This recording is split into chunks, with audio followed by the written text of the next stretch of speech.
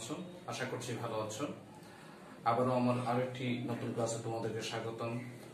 আজকের ক্লাসে হচ্ছে অর্থের সময় মূল্য চ্যাপ্টারের উপর, অর্থাৎ ফিনান্স ও ব্যাংকিং এর তৃতীয় অধ্যায়। তো আজকে যে প্রশ্নটা নিয়ে আলোচনা করব সেটা হচ্ছে সকল বোর্ড 2015 অর্থাৎ 2015 সালের সকল বোর্ডে আসছিল সেই প্রশ্নটা। তো আজকের প্রশ্নটা আলোচনা করার শুরুতেই আমরা উদ্দীপকটা একটু আলোচনা করে নিই। আমরা দেখতে পাচ্ছি দেখা যাচ্ছে কমল চন্দ্র ব্যাংকের একটি সঞ্চয় স্কিমে প্রতি বছর 24,000 টাকা করে রাখেন, যার মেয়াদ হচ্ছে 5 বছর এবং সুদের হার হচ্ছে 10%। তার ব্যাংকার বন্ধু তাকে পরামর্শ দিল একই হারে একই মেয়াদে প্রতি মাসে 2,000 টাকা করে সঞ্চয় স্কিমে রাখার জন্য। এবং এই ক্ষেত্রে আমরা 4টা প্রশ্ন দেখতে পাচ্ছি। তো 4টা প্রশ্ন আমরা একটু দেখি। প্রথম প্রশ্নটা হচ্ছে ভোক্তা ঋণ কি? প্রিয় শিক্ষার্থীরা, ভোক্তা ঋণ হচ্ছে সেটাই যেটা ভোক্তারা পণ্য ক্রয়ের জন্য যে ঋণ নিয়ে থাকে সেটি হচ্ছে কি? ভোক্তা ঋণ। এবার পরের প্রশ্নে আমরা দেখতে পাচ্ছি লেখা আছে অর্থের সময় মূল্যের মূল কারণ কি ব্যাখ্যা করো। অর্থের সময় মূল্যের মূল কারণ আমরা গত আরেকটি ক্লাসে মনে হয় এই ধরনের একটা প্রশ্নের আনসার করেছিলাম। তো সমস্যা নেই, আজকে আবারও সেই প্রশ্ন আনসার করব। অর্থের সময় মূল্যের মূল কারণটা হচ্ছে সুদের হার, অর্থাৎ সুদের হার যখন কি বেশি হবে তখন অর্থের সময় মূল্য একরকম হবে, আর সুদের হার যখন কম হবে তখন অর্থের সময় মূল্য হবে ভিন্ন ধরনের। যেমন আমরা এই বিষয়টা আলোচনা করার জন্য বলতে পারি এরকম, যদি 100 টাকার উপর 10% কি ধরা হয়, 100 টাকার 10% সুদের হার যদি ধরা হয়, তাহলে আগামী বছরের 100 টাকার বর্তমান মূল্য হচ্ছে 90.91 টাকা। 90.91 টাকা।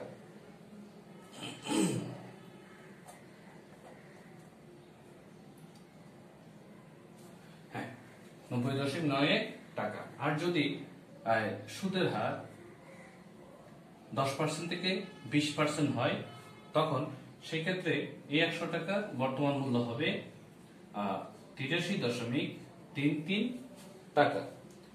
83.33 টাকা। তাহলে আমরা যেটা বুঝতে পারলাম সেটা হচ্ছে এখানে সুদের হার 10% হওয়ার কারণে বর্তমান বছরের মানে আগামী বছরের 100 টাকা বর্তমানে আজকের দিনে এটার বর্তমান মূল্য হচ্ছে কত? 90.91 টাকা। আর এখানে সুদের হার 20% হওয়ার কারণে আজকের দিনের ওই 100 টাকার বর্তমান মূল্য হচ্ছে 83.33 টাকা। তার মানে অর্থের সময় মূল্যটা ডিপেন্ড করে কিসের উপর? সুদের হারের উপর। তা আশা করছি তোমরা দ্বিতীয় প্রশ্নের আনসারও পেয়ে গেছো। এবার তৃতীয় নম্বর প্রশ্ন আমাদের যেটা বলা আছে, মেয়াদ শেষে কমল চন্দ্র ব্যাংক হতে কত টাকা পাবেন। তো মেয়াদ শেষে কমল চন্দ্র ব্যাংক থেকে কত টাকা পাবেন সেটার জন্য সেই টাকাটা যদি আমরা নির্ণয় করতে যাই, তাহলে আমাদের এখানে একটা সূত্র প্রয়োগ করতে হবে, যে সূত্রের মাধ্যমে আমরা ওই টাকাটা বের করতে পারবো। তো আমরা বুঝতে পারছি যে কমল কি করছে, প্রতি বছর 24,000 টাকা করে কি করছে? জমা রাখছে। তাহলে এটা পাচ্ছে কত বছর পর? 5 বছর পর। 5 বছর পর যেহেতু পরের যে টাকাগুলো যেহেতু বের করতে হবে, তাহলে আমাদের অবশ্যই কি ফিউচার ভ্যালু বের করতে হবে। কিন্তু এখানে একটা জিনিস উল্লেখ করে, সেটা হচ্ছে প্রতি বছর অন্তর অন্তর টাকাগুলো দেওয়া হচ্ছে, যার কারণে আমরা আজকে যে সূত্রটা প্রয়োগ করবো সেটা হচ্ছে FVA, অর্থাৎ ফিউচার ভ্যালু অ্যানুইটি। তাহলে এখানে একটা আমরা এটা নতুন দেখতে পাচ্ছি, আগের অঙ্কগুলোতে আমরা এটা প্রয়োগ করিনি।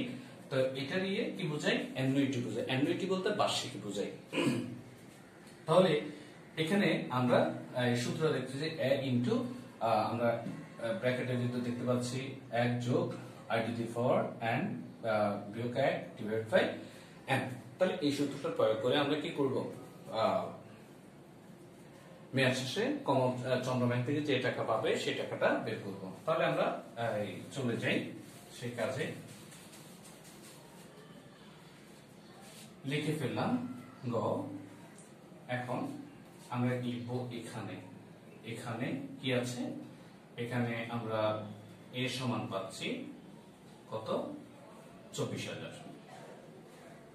তারপর আই সমান পাচ্ছি 10% যেহেতু 0.10, এন সমান পাচ্ছি 5 বছর। তাহলে আমরা জানি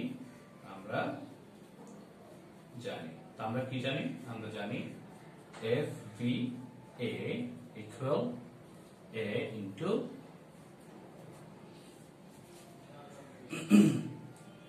1 plus I to the 4 and minus 1 divided by r। তাহলে আমরা এখানে আবার মানগুলো বসিয়ে দিব। মান হচ্ছে এখানে কত, 24,000 ইনটু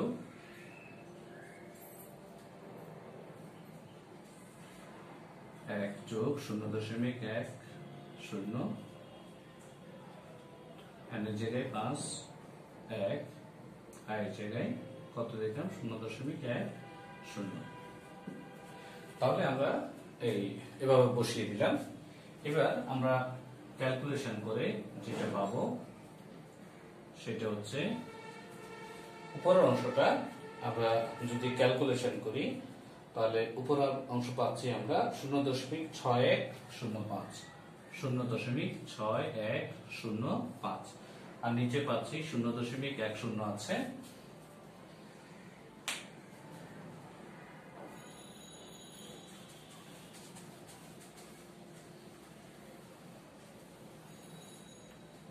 তাহলে আমরা লিখতাম করে 24,000 ইনটু, এটা দিয়ে যদি এটাকে আমরা ভাগ করি তাহলে আমরা পাই 6.105, 6.105, আর গুণ করার পর পাচ্ছি আমরা 1,46,520, 1,46,520।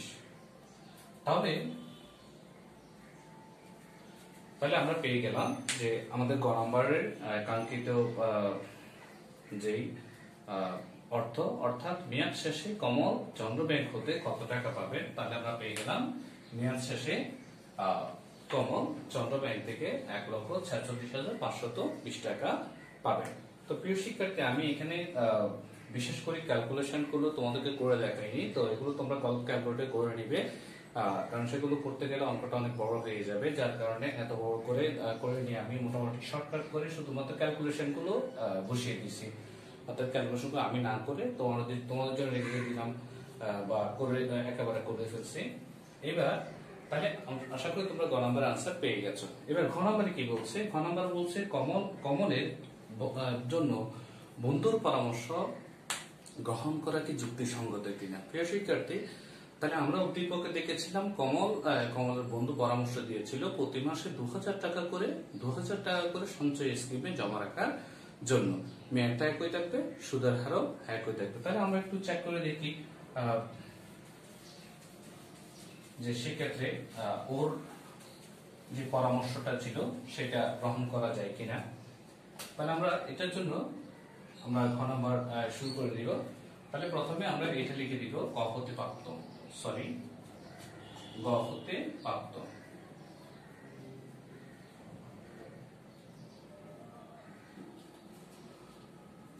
চন্দ্র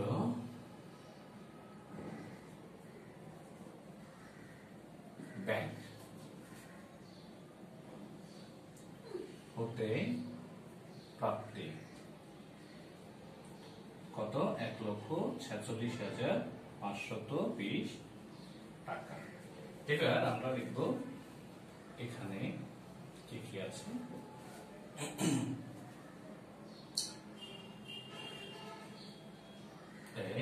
equal 2,000, তারপর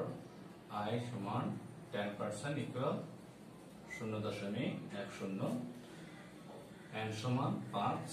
এখানে একটা m লাগবে যেহেতু প্রতি মাসে বলেছে, তাহলে প্রতি মাসে বললে 1 বছরে কয়বার? 12 বার, তার মানে m সমান 12। তাহলে আমরা জানি কি জানি f b a equal a into 1 plus I by m n into m minus 1 I by m। তাহলে আমরা সূত্রটা এখানে লিখে ফেললাম। এবার তাহলে যেহেতু মাসিক বলেছে সেই হিসেবে আমাদের এখানে একটা m এর প্রয়োজন আছে, অর্থাৎ তাই নিচে m হবে এবং n এর সাথেও m টা গুণ হবে। এবার আমরা অ্যামাউন্ট গুলো লিখব। তাহলে প্রথমে কি লিখব? ইকুয়াল 2000, তারপর ইনটু 1 যোগ 0.10 12, 5 গুণ 12 বিয়োগ 1 0.10 12। তাহলে আমরা ক্যালকুলেশন করে কি পাচ্ছি? উপরে ক্যালকুলেশন করে পাচ্ছি 0.6453, 0.6453, আর নিচে ক্যালকুলেশন করে পাচ্ছি 0.0083, 0.0083। তাহলে ইনটু, তবে আমরা 77.7470 ভাগ করে পাচ্ছি। এরপর আমরা এটা গুণ করে পাচ্ছি 1,55,494, 1,55,494 টাকা। তাহলে আমরা যেটা দেখতে পাচ্ছি সেটা হচ্ছে তার বন্ধু যেটা বলেছিল প্রতি মাসে সঞ্চয় স্কিমে 2000 টাকা করে রাখার জন্য, তো সেই 2000 টাকা যদি রাখে তাহলে সে 5 বছর পর কমল 5 বছর পর কত টাকা পাবে? 1,55,494 টাকা। তাহলে যেহেতু চন্দ্র ব্যাংক দিচ্ছে কত? চন্দ্র ব্যাংক থেকে পাচ্ছেন 1,46,520 টাকা,